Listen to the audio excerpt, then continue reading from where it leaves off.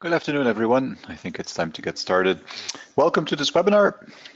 This is a PDF Toolbox desktop introduction webinar. So I will not be going into too much detail of the product, but I will try to give you an overview of the basic functionality of PDF Toolbox and what you can accomplish with it. Okay, so let's get started. This will be probably around 45 minutes. I will start with a small presentation, but you'll see it's a really small presentation. And then the rest of the time I will use in the product itself and showing you what the possibilities of PDF Toolbox Desktop really are.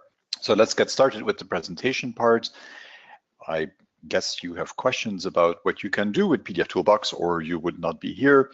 Well, I'll try to answer those questions. And these are a few things that you can do with PDF Toolbox. I'm not going to read them all out loud because that would take a long time and it wouldn't be very interesting. Actually, I have a second slide with a bunch of things that you can do. And if that was not enough, I have a third slide with even more things that that you can do. So suffice it to say that PDF Toolbox is pretty powerful in what it can do, but I hope to show you that it can also be a very straightforward and easy tool to work with PDF documents. And this is exactly why it is such a powerful tool. It can start very easily using functionality that requires only a few clicks, but you can go pretty far up to using variables with JavaScript and HTML templates and anything that you want to accomplish in a way. So it has a very nice mix of being easy to use, but also being very powerful as you go along. Now, before I go there, what is PDF Toolbox Desktop? It's pretty simple. It's an application. You can use it either as a standalone application or as a plugin for Adobe Acrobat. The advantage of using this as a plugin for Adobe Acrobat is, of course, relatively simple. You have your trusted Acrobat environment and you use the PDF Toolbox desktop functionality inside of Acrobat. But sometimes you don't want to install Adobe Acrobat on the computer, or you want a user interface that is less cluttered than what Adobe Acrobat can be. And in that case, the standalone application is a very good option. The functionality between the two is almost the same, but the environment is a little bit different. The standalone application that I will use during the demo shows only the functionality specific to PDF Toolbox Desktop and not all of the Adobe tools around it. There is also an advantage from a commercial point of view, of course, because using PDF Toolbox Desktop as a standalone means that you don't need Adobe Acrobat on that computer to run it. You can simply run it all by itself. It's very easy to use. We'll see during the demo that there is something called the switchboard, which has a lot of ready-made actions. So simply select what you want to run on your PDF documents, and with a few clicks, you can apply that function. And then one other example is that there is something called a visualizer, and that's a tool to visually inspect PDF documents for ink coverage, or to look at individual separations, or to look at the properties of individual objects, and so on. The powerful side, I already mentioned some things, but you have profiles. You can make your own profiles and customize what you want to accomplish. There are variables. Those variables can even include JavaScript in version 9, and you have process plans to introduce processing logic. Those can also include variables. So you can take it pretty far as you grow your knowledge of the product and as you look at where you can use this in a workflow. Now, I'm saying workflow. Of course, PDF Toolbox Desktop is a manual tool, which means that you have to sit there and you have to use the mouse to point and click and get what you want. But the technology underneath PDF Toolbox is also available in automated versions. There is something that is called PDF Toolbox Server, and PDF Toolbox Server automates using hot folders. So you set up a hot folder, PDF file gets dropped into an input folder, picked up automatically, and then processed. Or you can use what is called pdfToolbox CLI or pdfToolbox SDK to do closer integration. CLI stands for command line interface, typically used either using terminal on Mac, for example, or command prompt on Windows, or from scripting languages on websites and web portals and so on. SDK stands for Software Development Kit and is the version that is typically used to build even closer integrations. If you are someone who has their own applications developed in-house, for example, then the SDK would allow you to do an integration into that application. And just as the plugin and the standalone have the same functionality, all of these versions that you see here also share the same common technology. They also offer the same functionality. So if you do something in pdfToolbox Desktop and you figure out how to modify the PDF document the way you want using pdfToolbox Desktop, or how to do quality control and pre-flight on a PDF document in pdfToolbox Desktop, then you can be assured that those same things could also be automated in your workflow using the server, the CLI, or the SDK. They all share the same technological base, if you want. Okay, so I told you this was going to be a short presentation because I think it's much more interesting to have a look at the product itself. So let me go to pdfToolbox. This is the desktop version of pdfToolbox, and normally when you launch it, it will either come up as this with just the main window, or it might have the main window and the first thing I'm going to show you, which is the switchboard. So either the main window will pop up or you'll get the main window and the switchboard here. The idea behind the tool, very similar to what you have in Acrobat, is that I can take a PDF document. So I can take this one here, drag it on top of my pdfToolbox window, and get a preview of that PDF. Now, different from Acrobat actually, is that in Acrobat you have to be a little bit careful with the preferences that you have. You can, for example, switch off overprint preview, or you could tell Acrobat to use local fonts installed in your system rather than the fonts installed in or the fonts present in the PDF document. That is not possible with pdfToolbox. In pdfToolbox, you always get the same view of the PDF file as you would get it when you print that on a printer or RIP. So from a quality point of view, it's a graphic arts tool. What you see here in pdfToolbox is what will get printed later. What you might also already notice is that I have a number of labels here, a media box, bleed box, trim box. This is a preference setting that automatically will always show you what the trim box, bleed box, media box, crawl box is that are defined in the PDF document.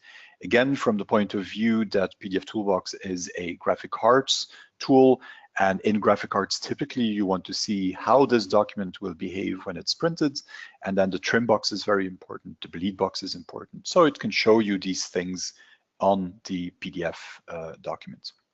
At the bottom, you also have some useful information, the current page and the number of pages in the document, but also the size of the document, and then two labels in this case. I have this pdfX3 label, and this indicates that this document claims to be compliant with the ISO standard called pdfX3. We haven't done any pre-flight yet, so we cannot be sure that it complies, but the document itself has been tagged as a pdfX3 file, and that is what pdfToolbox shows us here. And then also it shows us that there is an output intent in this document. The output intent is a color space for which the document was prepared. That output intent that we have here has an ICC profile called ISO newspaper 26v4. So again, if that information is there, pdfToolbox shows you what you have in the document specific for graphic arts workflows as soon as you open a PDF file. Now, the goal, of course, of pdfToolbox is to then do things with that PDF document. And there are three main areas in the product that I will go through and give some more information about. The first one I already opened, that's this switchboard. The second one will be the profile window. That was what was open when I switched to PDF Toolbox Desktop. So that's this window that we saw before. And then the third area is everything that is called visualize, and beneath that, that is that visualizer technology that I already referred to in the presentation before. So let's start with the switchboard. Switchboard is a user interface that looks a little bit, or a lot actually, like a smartphone. You have a number of icons here on the home screen, and each of these icons hides a group of functionality. And I will give you an example. If I go to Arrange, I can see a number of different features that all have to do with impositioning. There is a full imposition engine inside of PDF Toolbox, which means that I can do simple things, or with the impose function that I have here as well, I can build my own imposition config and then run that on a document. But let me give you a little bit of an example. So I could go to Steppin Repeats. Let me change the settings a little bit. I'm going to ask for 2 by 4 instances, and then with some space in between. And when I say execute, PDF Toolbox will immediately do the step and repeat that I asked for. In this case, 2 columns, 4 rows. I can go back, I can do revert and then return to where I was, and then perhaps switch on this option add cut marks. And when I hit this again, I get the same imposition, the same step and repeat, but this time I also get cut marks on my document. And what you see here is essentially what you will see throughout the switchboard. So in each case, you have a group of functionality that is very similar. When I drill down to one particular thing I want to do, I get a little bit of explanation on what that feature is. Then I get options depending on the functionality that I'm trying to use. So not all of these switchboard actions will have the same options. They really depend on what you're trying to do, of course. Those options might not give you the full power of PDF Toolbox. So using profiles, for example, it is often possible to do much more than what you can do in the switchboard itself, but they are very easy to use and very straightforward. And the switchboard is a very nice way of exploring PDF Toolbox, looking at what kind of things you can do with the product, and then later also to make your own group. You have a little workspace icon here where you can gather those things from the switchboard, but also profiles and so on that you use often. And then you have one area where you have an easy click and use way of using that functionality. So the imposition engine, I'm going to show you one more thing that is a little bit more complicated, but to do so, I'm going to switch to one of the other libraries I have in my product. PDF Toolbox allows you to group things together in libraries so that you don't lose your way. I have an imposition config here that I created just to show you that this does not always have to do necessarily with imposition, not what you would think of as imposition. In this case, I have a approval page, a proofing sheet if you want, that I wanted to present to a customer. So I made an imposition config that automatically takes the file that I have. So this, just to make sure this works for every document that I open. If I run that, I take that document that comes in, I place it on a background, I added some information like the current date to there, and there is a little area for the customer to sign. And of course, this kind of imposition config you could modify, and you could have there whatever layout that you want to have. But this is just to show you that it doesn't always have to be the standard type of imposition that is done. but it can be used for other purposes as well. So next to the imposition functionality that we talked about, there is the standards area that shows the most commonly used ISO standards and standards, pre-flight standards from the Ghent workgroup, for example. But you also have commonly used fixes. If I go into the pre-press area, you can see flattened transparency. I can see a fix for hairline problems in the PDF. I can see a fix for objects that are mistakenly set to knockout, or white objects that are mistakenly set to overprint. So throughout the switchboard, you have a number of things that you can modify to the document. And it is in a very manual way. In each case, I will have to go to this select that. If there are any options, enter the options. If not, press execute. And then that particular modification or that particular change or check will be done on the PDF document I have open. Limitation of the switchboard, like I said before, is that you can't always use the full functionality of PDF Toolbox. It is often only the easy parts of a particular feature that are available through the switchboard. But also, of course, you cannot modify what you have here or what you will do. If I go into standards and I select the newspaper ads profile, then this will do quality control versus that a pre-flight profile rather that is for newspaper ads. Well, I don't really know what kind of checks are being done in there, and I certainly cannot change that profile. That's a limitation of the switchboard. You get predefined functionality that you cannot easily change.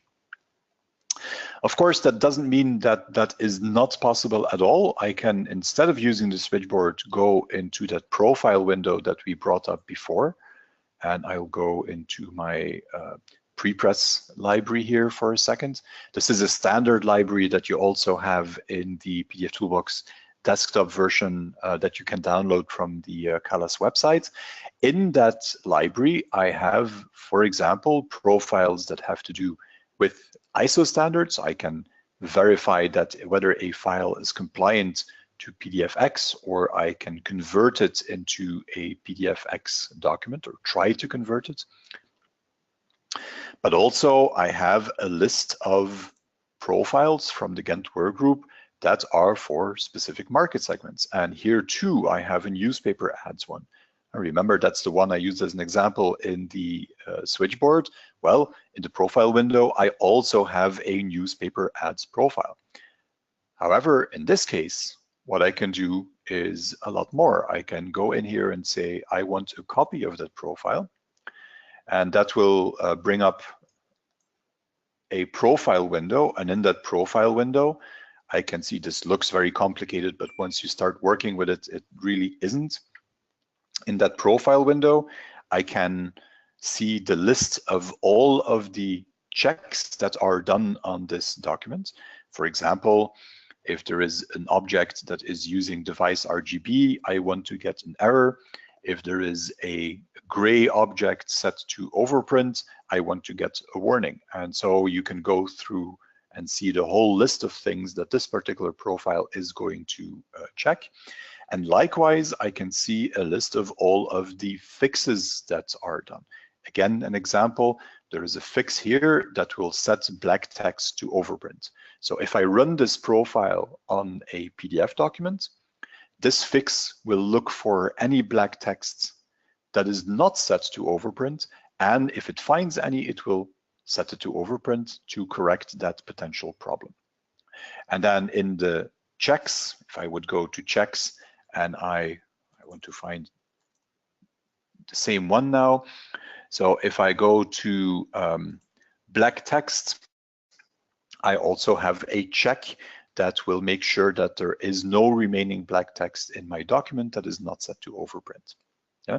So if I look at this profile section, and I don't want to go into too many more details here, but if I look at these profiles, a profile allows me to create a list of things that I want to change to a document in the fix apps, and a list of things that I want to check in a document in these pre-flight checks. How do I use that? Well, very simple. I select the profile that I want, and then I have either analyze or analyze and fix. Analyze simply runs the checks. Analyze and fix will first run the fixes, so it will try to fix any problem I have in my document, and then it will run the checks to verify that everything is now okay. Let me run the analyze part, and then you'll see that PDF Toolbox comes up with a long list of things that are not correct, and then with a warning in here as well. I can see the list of objects that caused that particular warning. And if I double click on it, if you look at the left-hand side of this document that is open, by double clicking, I will get a highlight of where on the page that particular problem was caused. And I can go through the lists and double click on items, and each time there will be a highlight of the object that causes that particular problem. The highlight you have here is yellow. That's because I'm looking at a warning. If I would examine an error message, then I would get a red highlight around the object. Yeah, so that is how you run a profile. Now this is really cool, and I have all of the information that I want in this window. But what happens now if I want to share this with a client? Well, I have, once I've done a pre-flight step like this, I have a range of ways of sharing that with a client. To do that, I click on Create Report, and then under Create Report, I can generate a PDF report, XML text, or a customizable PDF report. The XML report, of course, is mostly used in automated environments. If I use PDF Toolbox Server or I use the command line version of PDF Toolbox, then I can run the profile on the document. PDF Toolbox can return an XML file to me in an output folder or in a particular location that I pointed to, and that XML file can then be used to further automate the workflow. If I want to share this with a person, I would either use the PDF report, and then I have a way of creating something where I add annotations or I highlight the problems by layers or transparency mask. But what I will show here is a customizable PDF report, and that customizable PDF report works with a template. And let me just run that for you very quickly, and then you see what that looks like. So this customizable report with the default template, the one you also have in the trial version or the version that you purchased, will look like this. It has a preview of the first page of the document. It has the number of errors and warnings that were encountered during pre-flight. This little I stands for informational messages, and there are none in this document. And I see the list of things that are errors or warnings.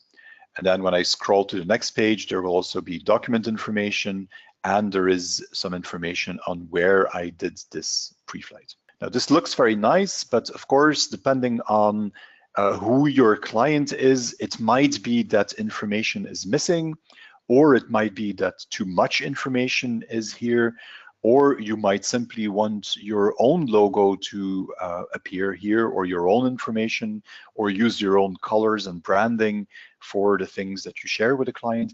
And all of that is possible, and it is possible because of what I said before. So if I go back to Create Report, I said that this is controlled by a template. I'm not going to go into all of the details for that, but just to show you, this template is actually a folder that contains an HTML file and then some CSS, JavaScript, and so on. This can be completely customized. So not only can you change the icons that appear in a report, you can also change all the colors. You could make a completely different layout. You could have a larger preview of the file. You can have different text on there. You can add your own informational items. All of that is possible with a modified template. Of course, it takes a little bit of time to modify that template, but if we look at customer environments where we have done such things, it is extremely powerful to be able to do quality control and then report back to a client what might be wrong with his file in the language that your client understands, and only showing those things that are important to that client. Or even if you only work within your own company, being able to, for example, create different types of reports for a salesperson who has to communicate with the customer, or a pre-press person who is trying to make sure that everything will run smoothly on the pre-press side, is again very, very useful. And these customizable PDF reports are a very nice way of allowing you to do that. Okay, so I want to take this one step further, and again, without explaining perhaps all of the details, I want to go into another library if you want, and just show you what I meant by saying that pdfToolbox also has more advanced functionality. If I open this T carton that we've used before, this is something that contains a lot of different spot colors, and we will have a look at that with the visualizer a little bit later. But this one contains a lot of different spot colors. And I created a process plan. Looks a little bit different than a profile, but basically this is a list of steps that you want to execute on a PDF document.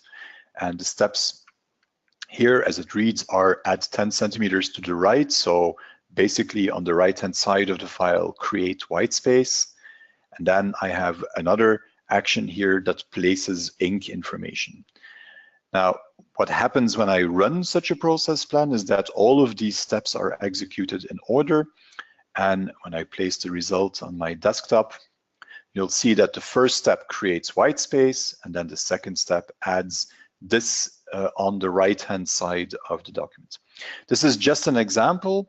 Again, this is something that uses a template, and as such is very easy to and very flexible to modify and have it do other things. But this is an example where it shows that pdfToolbox can analyze the different spot colors that are used in this particular file. So for example, there is a spot color called gold. There is one called gold embossed. There is a fold and a cut spot color. It can analyze the document, and then it can add this type of information on top of it. You could just as easily use this to add cut marks. You have functionality that would allow you to add a complete cutting path, even looking at what you already have in this document. You have functionality to add varnish under color white. All of those are variations on the same theme, but it shows that pdfToolbox can go from very simple in the switchboard to much more powerful when you start using these profiles and process plans. Like I said, I don't want to go into all of the details, but I will just for now open this original package again. I said that there were many spot colors in here. Of course, you don't have to take my word for that. And instead of taking my word, you can go to Visualizer and then say, for example, visualize individual separations. And that shows you a list of all of the separations in the file. So beginning with CMYK, and then all the spot colors that you have in the document.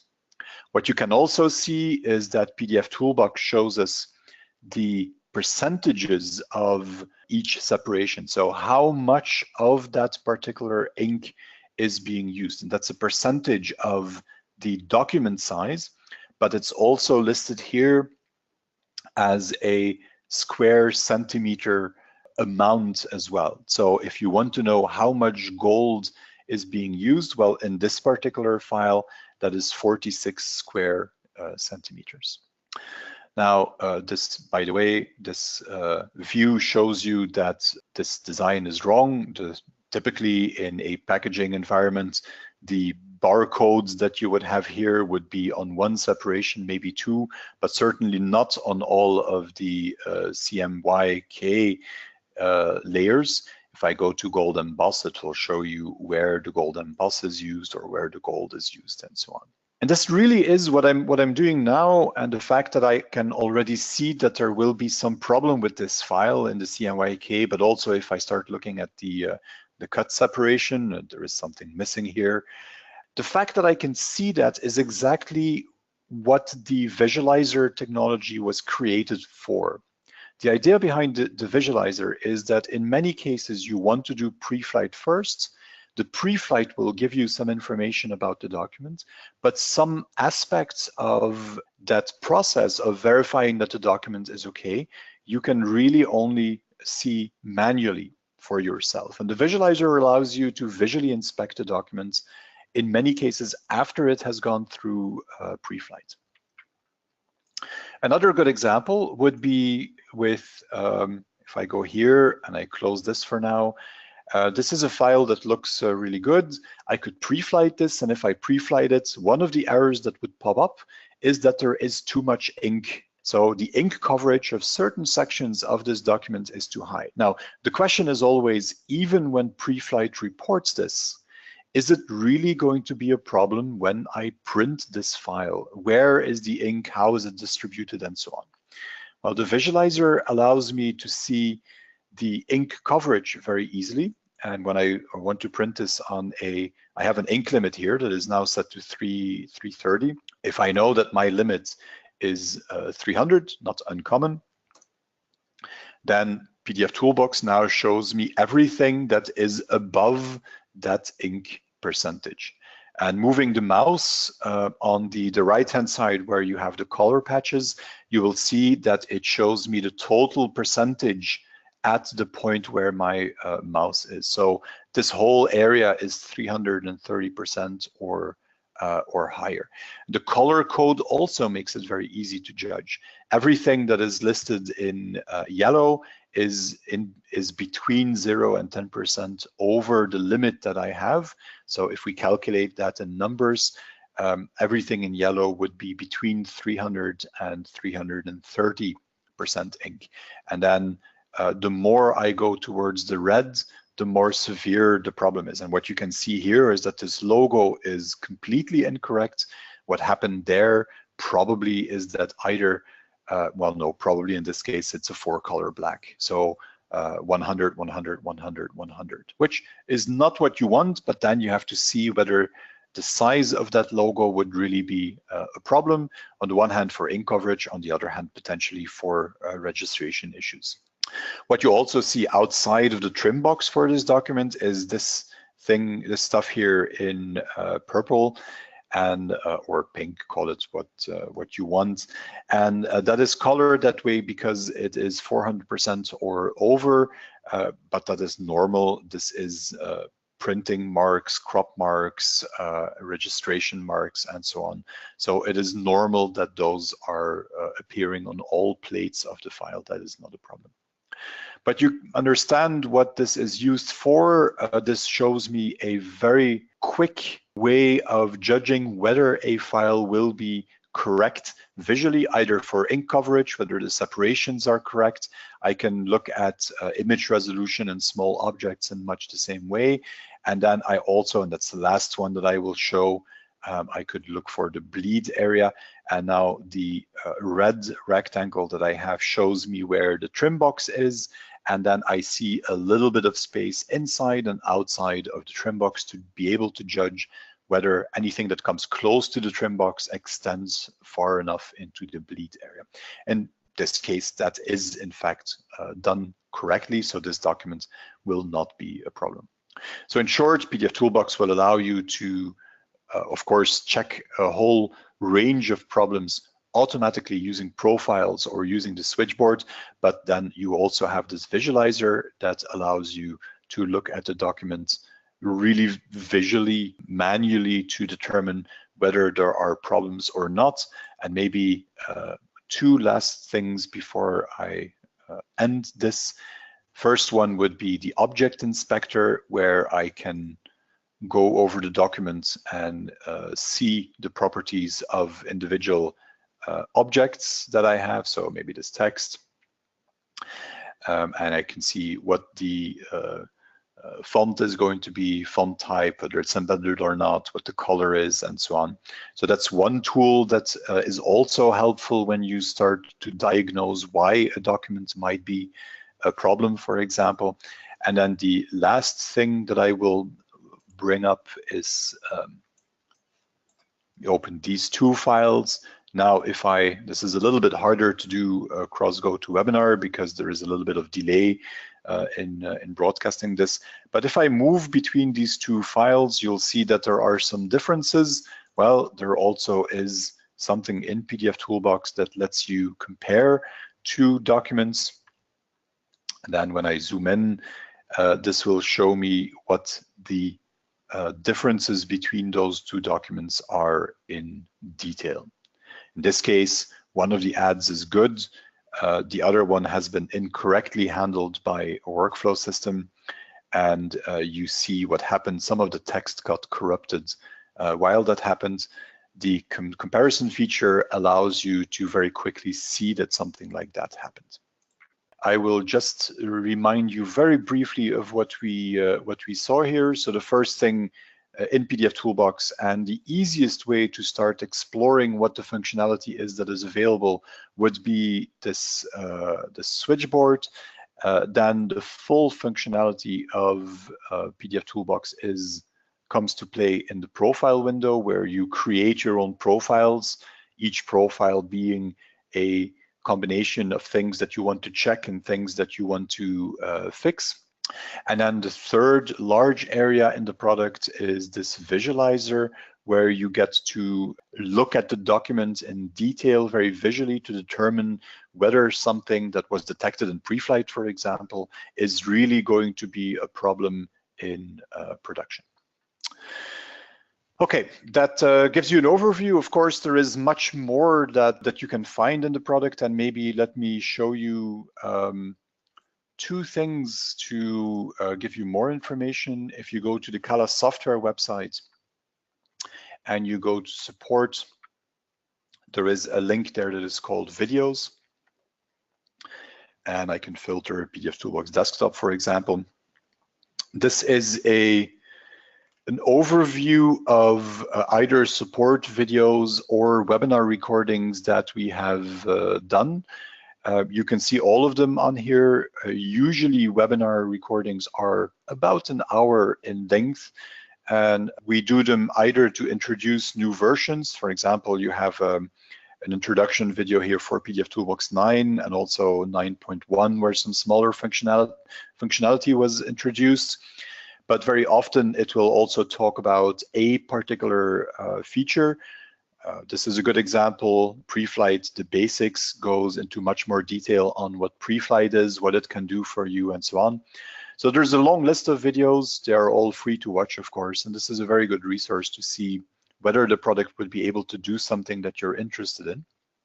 The other thing that I want to show is also reachable from here. You can go to the online documentation, or you can simply type help.calasoftware.com, and that will bring you to the documentation site for the products.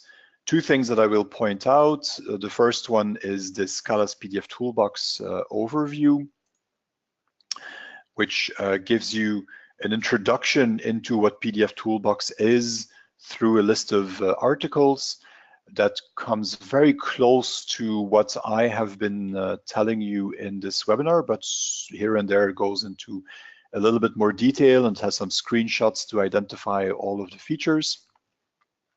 And then also you have the full manual for the product, where on the right-hand side you see the list of topics where you have a lot more detailed information about all of the products. So those two things I wanted to point out. I'm using the English website, so then I also get the English documentation. There is a completely translated German website and other languages, and the documentation is also available completely in German.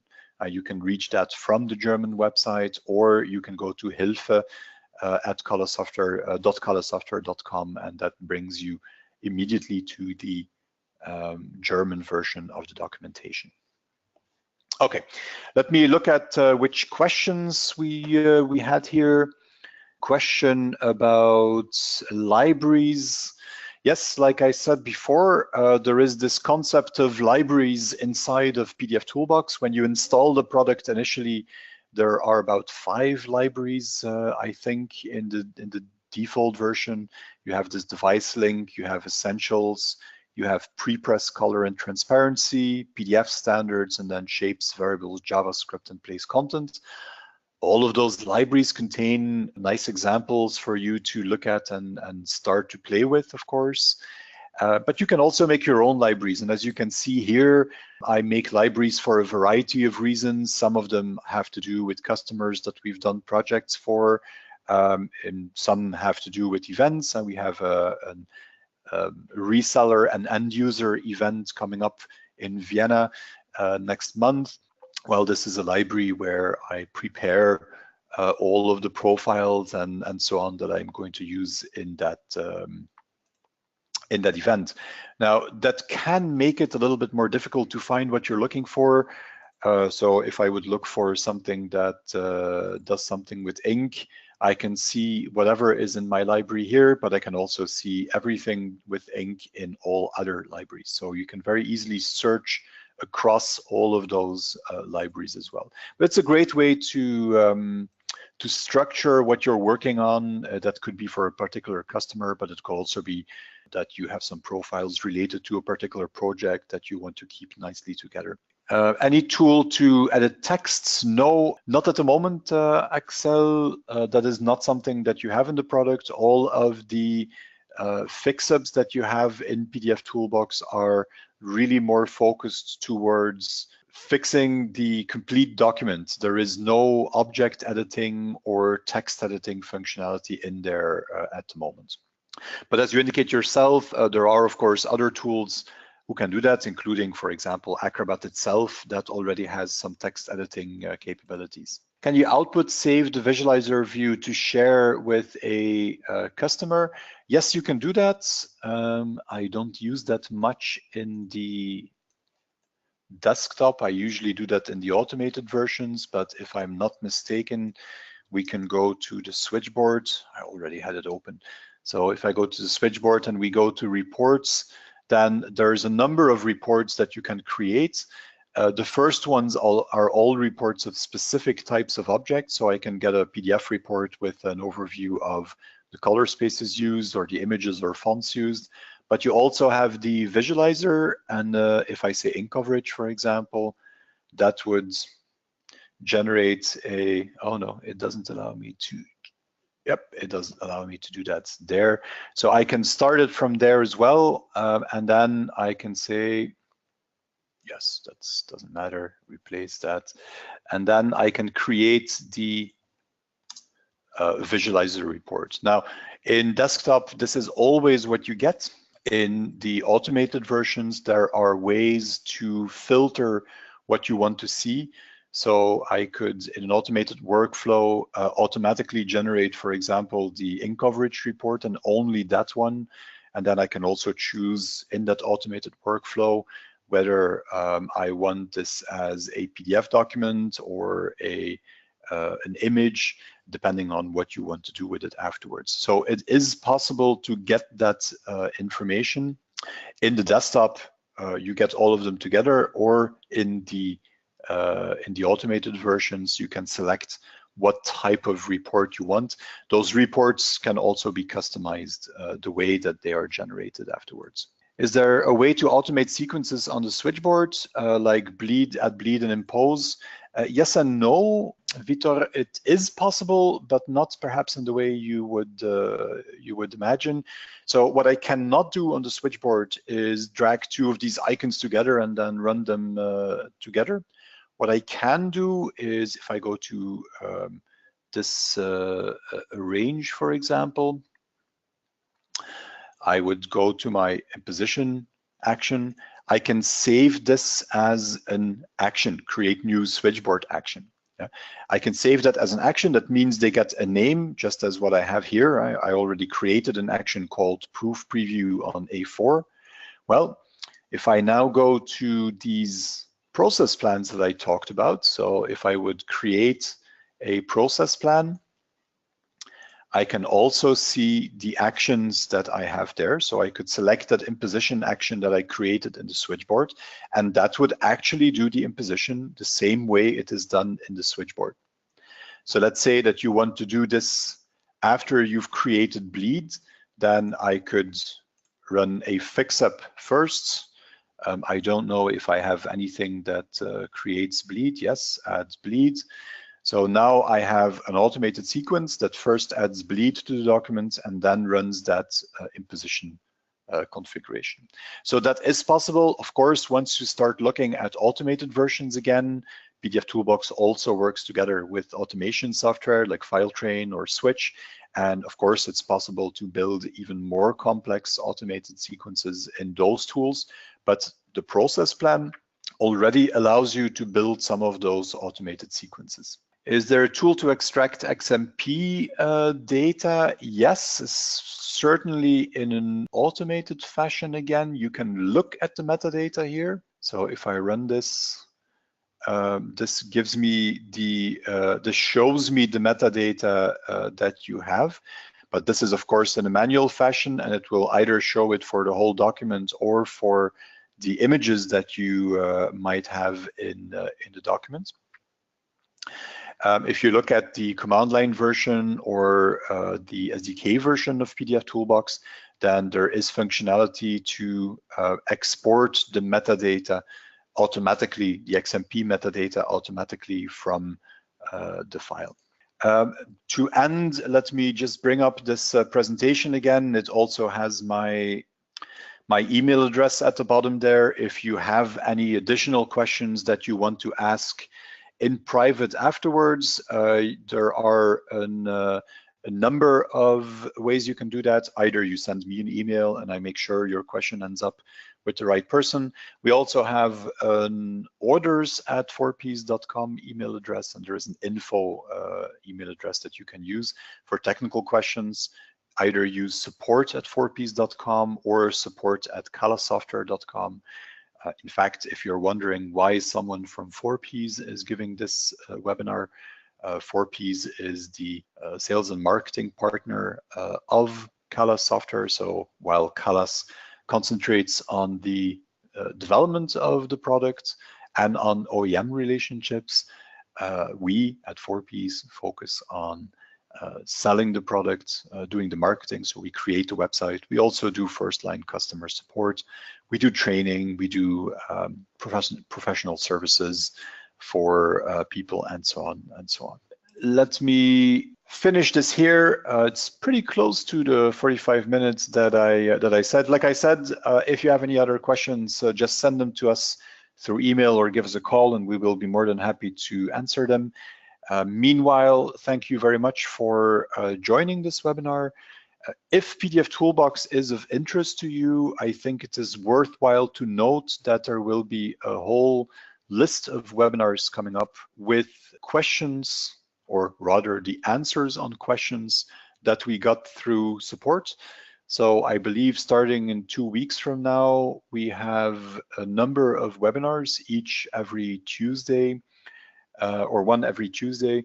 And those webinars, in those webinars, we look at the kind of things that people ask us in support, and we try to show you how to accomplish those things, because a lot of the questions we get in support are very, very interesting. So we want to share them a little bit with you.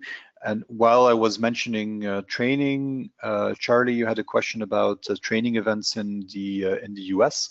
We have done that, and we actually plan an event in the US. If I am not mistaken, the current date that we are shooting for, it is a little bit in the future still, but the date we are shooting for is February 5 and 6, likely to be in Las Vegas, not because we are dying to go to Las Vegas, but because it's an easy place for people to get to from anywhere in the US. So we do organize those events. If you're interested in those, just keep an eye on our website or send me a short note, and I will keep you informed of those as well. We also organize customer training, where we do a training of 2 days or 3 days on PDF Toolbox, specifically for a particular customer, of course. But what I was talking about in Las Vegas is going to be a PDF camp event, and that is a training event and a very hands-on training event that we've done a number of times in Europe, and this will be the second time we do this in the US. So that is upcoming as well, and once we have final dates and location, it will be announced on the Cala Software website and on the 4P's website as well, of course. Perfect. Thank you very much for joining this webinar. I hope it was useful. I hope you won't hesitate to ask questions afterwards if you have them, or to join us in one of these upcoming webinars. And the only other thing that I am left with is to wish you all a very nice rest of the day. Goodbye.